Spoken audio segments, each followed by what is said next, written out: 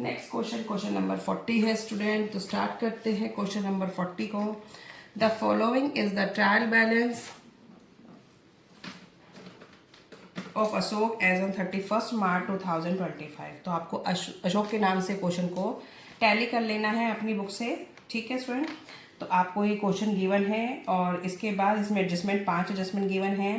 तो first adjustment को देखते हैं। Salaries for the month March 2025 1000 were unpaid outstanding है which are to be provided. अब आपको प्रोवाइड करानी है। Balance in the account included 800 paid in advance, और जो बैलेंस है उसके अंदर 800 एडवांस भी है, ठीक है। तो प्रीपेड भी आ जाएगा, वो आपको देख लेना है क्या प्रीपेड है और क्या आउटस्टैंडिंग है। तो ये तो आप कर लेंगे ट्रीटमेंट। सेकंड है insurance is prepaid to extend, तो ये माइनस हो जाएगा, ये आपको पता ही है। डेप्रिसिएशन आप कर लेंगे। उसके बाद है स्टॉक 1500 का टेकन बाय अशोक, वो पर्सनल यूज़ के लिए लिया है, तो उसने स्टॉक को ले लिया है। तो आप क्या करेंगे, ड्राइंग की तरह ट्रीट करेंगे इसको। और जो प्रोविज़न मेंटेन करना है वो तो आप सिंपल है कर लेंगे, ठीक है। तो पहले हम क्या करते हैं, ट्रेडिंग एंड, मैंने प्रॉफिट एंड लॉस और ट्रेडिंग का एक ही फॉर्मेट प्रिपेयर किया है क्योंकि ज़्यादा एडजस्टमेंट मुझे दिखाई नहीं दे रही थी इसमें। अब हमें क्या करना है, इसमें पहले ट्रेडिंग अकाउंट प्रिपेयर करते हैं। टू चेक करते हैं ओपनिंग स्टॉक किधर है। अब देखो इसमें क्या दे रखा है, एडजस्टेड परचेज दे रखी है। और एडजस्टेड परचेज मैंने पहले भी कराया था आपको कि उसके अंदर purchase return, closing stock, direct expenses क्या हैं वो एडजस्टेड हो चुके हैं, ठीक है। तो अब क्या करना है, इसमें आपको एडजस्टेड परचेज में एडजस्टेड परचेज लिखना है। ओपनिंग स्टॉक तो वैसे भी नहीं दे रखा है इसमें, तो आएगा भी नहीं, ना ओपनिंग स्टॉक आएगा ना क्लोजिंग स्टॉक आएगा, ठीक है। टू परचेजेस एडजस्टेड 2,90,000, ठीक है। अब देखो इसमें मुझे क्या करना है, इसमें मुझे वो तो सब कुछ गिवन है ही नहीं जो हमें एडजस्ट करना था। जो मुझे इसमें ये बताया था मैंने आपको, स्टॉक जो 1500 के जो उसने पर्सनल यूज़ के लिए लिए हैं, तो अब इसकी एंट्री क्या पास करेंगे, ड्राइंग टू परचेज। तो ये क्या करने हैं, बस ये लेस करने हैं, ठीक है, लेस ड्राइंग, क्योंकि एडजस्टेड परचेज में इसको एडजस्ट नहीं करा गया, इसलिए आप इसे 1500 को माइनस करेंगे। ये आ जाएगा आपका 288500, ठीक है। अब देखो वेजेस दे रखे हैं, वेजेस हैं 10,000 के, और वेजेस का नीचे कोई एडजस्टमेंट तो दे नहीं रखी, तो एज इट इज आ जाएंगे वेजेस टू वेजेस 10,000। और क्या है हमारा, इधर तो कुछ ऐसा दे नहीं रखा, और जो इधर है अब इस साइड आ जाते हैं। जो इधर वेजेस आउटस्टैंडिंग है एट द एंड 8,000 के, तो ये क्या है, ये पुराने वाले आउटस्टैंडिंग थे जो साल कवर हो गए होंगे, ठीक है। तो इसको हम यहाँ पे शो नहीं करेंगे। हमें कौन से वाले आउटस्टैंडिंग देखने होते हैं, जो एडजस्टमेंट में होते हैं, जो अब आगे आने वाले होंगे। ये पिछले साल के हैं, ठीक है, क्योंकि हम पिछले साल से इस साल में हैं तो ये हो चुका होगा। अब आगे हम चलते हैं, सेल्स डालते हैं, बाय सेल्स 5,29,500, ठीक है।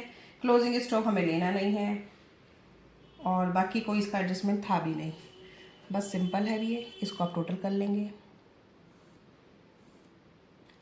5,29,500 to gross profit transfer to P&L, ये आ जाएगा 2,31,000, ठीक है स्टूडेंट।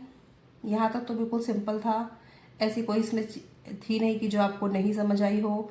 एडजस्टेड परचेज आपको पता ही है, ओपनिंग स्टॉक क्लोजिंग स्टॉक उसके साथ एडजस्ट हो चुके हैं, तो क्लोजिंग स्टॉक हम शो नहीं करेंगे।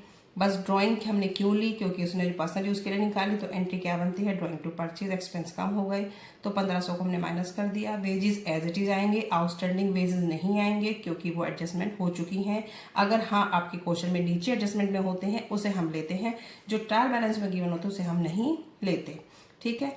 जो ट्रायल बैलेंस में कोई भी आउटस्टैंडिंग हो, प्रीपेड हो, वो पिछले साल का है, तो वो उसे हम नहीं शो करेंगे अपने किसमें, ट्रेडिंग और प्रॉफिट एंड लॉस अकाउंट में, ठीक है। तो ये हो गया। और उसके बाद हमें क्या करना है, प्रॉफिट एंड लॉस प्रिपेयर करना है। तो बाय ग्रॉस प्रॉफिट 2,31,000। ठीक है, अब इधर से स्टार्ट करते हैं सैलरी। सैलरीज दे रखी हैं 5,000, इसकी एडजस्टमेंट अच्छी थी। ऐड करेंगे आउटस्टैंडिंग सैलरी। आउटस्टैंडिंग है आपकी कितनी 1,000 लेस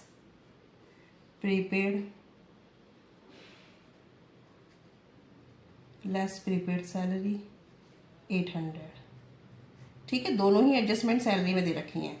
सैलरी 5,000 की तो आपकी दे रखी है, उसके बाद आउटस्टैंडिंग भी दे रखी है और प्रीपेड भी दे रखी है। ठीक है, तो ये आपकी कितनी होगी 6,000। 6,000 में से 800 जाएंगे तो आ जाएंगे 5,200। उसके बाद फिर चेक करते हैं बैड डेब्ट, देखते हैं अपने बैड डेब्ट को तो मेंटेन ही करते हैं। बी बैड डेब्ट, ये ओल्ड वाले बैड डेब्ट हैं, लिख देती हूँ साइड में। ओल्ड कितने हैं 2,000। उसके बाद दे रखा है न्यू बैड डेब्ट है, न्यू बैड डेब्ट कोई नहीं है। न्यू प्रोविज़न कितना मेंटेन करना है 10%। टू न्यू प्रोविज़न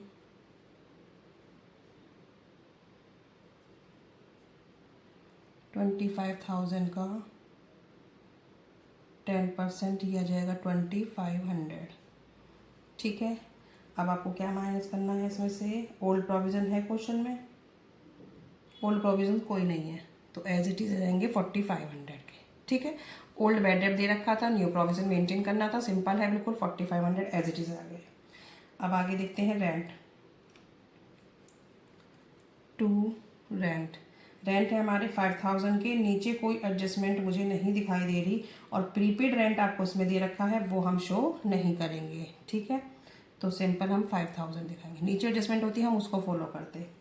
उसके बाद दे रखा है इंश्योरेंस। इंश्योरेंस है 5,000 और लेस करेंगे प्रीपेड, ये आपको दे रखा है सेकेंड एडजस्टमेंट में। प्रीपेड इंश्योरेंस कितना है 2,000, तो ये आ गया 3,000। उसके बाद है डेप्रिसिएशन ले लेते हैं। डेप्रिसिएशन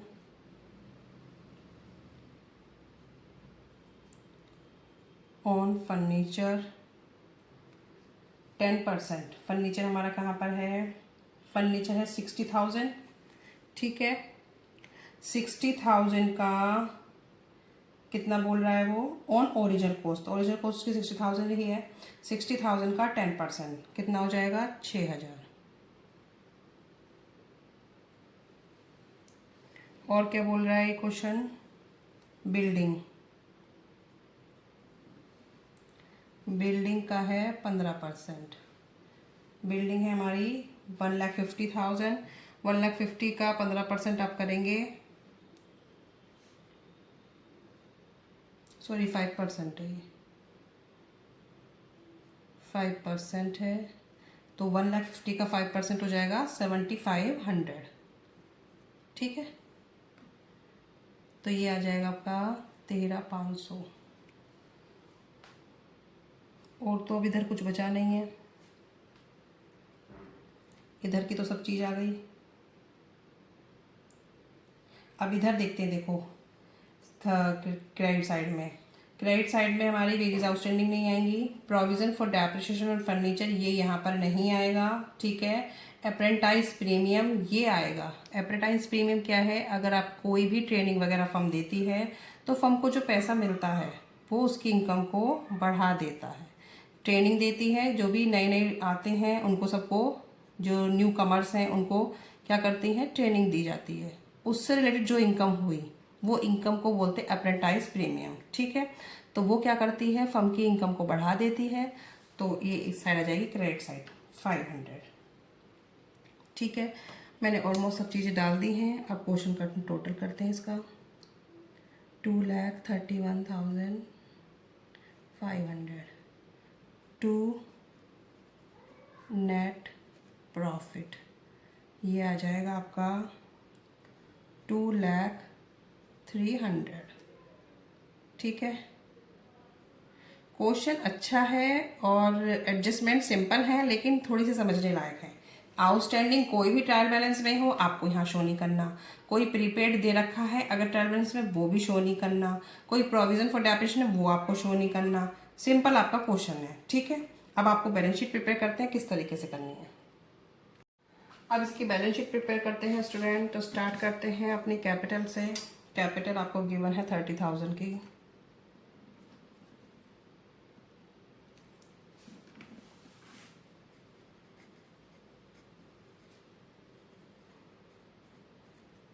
लेस करते हैं ड्राइंग। ड्राइंग के आपको दो अमाउंट गिवन है, एक तो आपको क्वेश्चन में ट्रायल बैलेंस में गिवन है 5,000।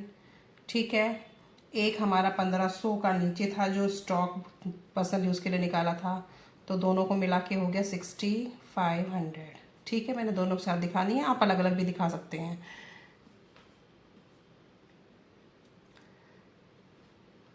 ये आपका आ जाएगा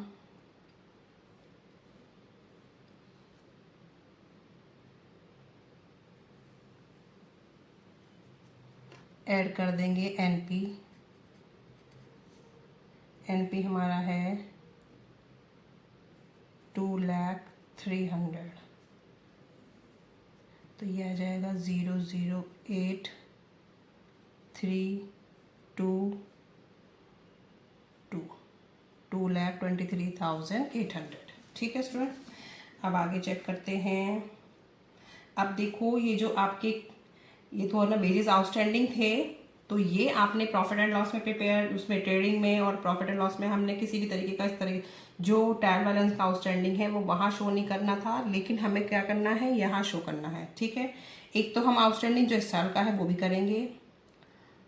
तो आउटस्टैंडिंग सैलरी थी हमारी कितने की थी, वो थी 1,000 की, उसको अलग से दिखाएंगे।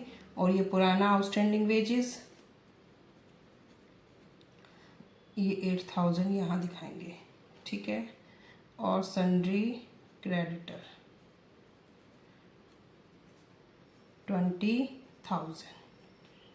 ठीक है, ये बात समझ में आ गई स्टूडेंट। आउटस्टैंडिंग सैलरी हम तो शो करते ही हैं, ये आउटस्टैंडिंग वेजेस जो आपके पिछले साल एट द एंड के हैं ये हमें ये शो करने हैं कि पहले भी नहीं दिए हैं, तो ये यहाँ पे लायबिलिटी बढ़ के दिखाएंगे, लेकिन इनका हमने एडजस्टमेंट हमने प्रॉफिट एंड लॉस या उसमें ट्रायल बैलेंस में सॉरी ट्रेडिंग अकाउंट में किया नहीं है, क्योंकि वहाँ एडजस्टमेंट नहीं करना, क्योंकि एडजस्टमेंट तो हो चुका, बस ये पे नहीं किए हैं। ठीक है, अब इसका टोटल कर लेना 2,52,800। तो आपको याद रखना है कोई भी आउटस्टैंडिंग हो प्रीपेड हो उसे आप trading and profit and loss में दिखाएंगे नहीं, पुराने वाले को उसे कहाँ दिखाना है, बैलेंस शीट में दिखाना है। ठीक है, अगर वो कुछ इन्फॉर्मेशन है कि वो पे हो गया है तो फिर आपको बैलेंस शीट में भी नहीं दिखाना। अब इसका स्टार्ट करते हैं, बिल्डिंग से कर लेते हैं। बिल्डिंग है 1,50,000 लेस डेप्रिसिएशन कितना था 7,500, तो ये हो जाएगा हमारा 1,42,500। ठीक है, उसके बाद है हमारी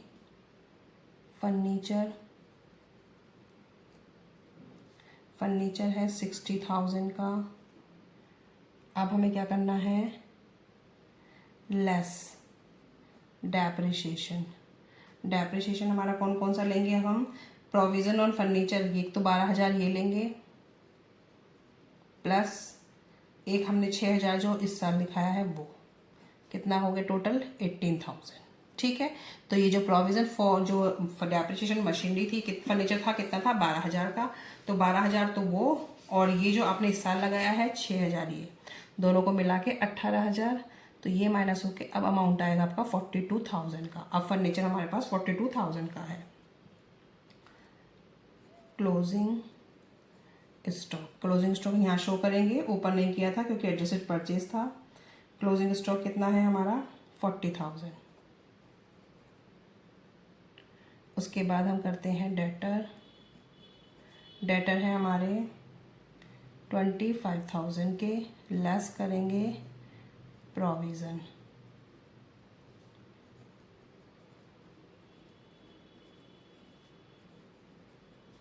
ये है 2500, 2500 माइनस कर देंगे 22,500। ठीक है।